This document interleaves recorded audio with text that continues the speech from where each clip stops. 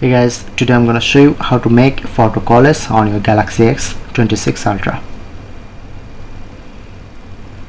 So open your gallery, press on three dot showing you to create option. Okay, click on to collage. Select any photo or video, press on to collage, showing it to frame style,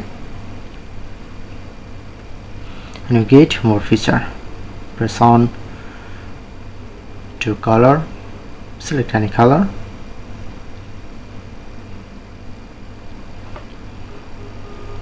okay.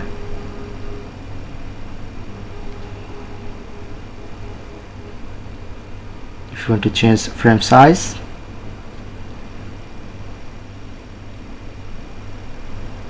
overall setup, press on save. Or if you want to add more image, press on to plus option to add another image. Press on done. Now successfully add another image and save this. That's it.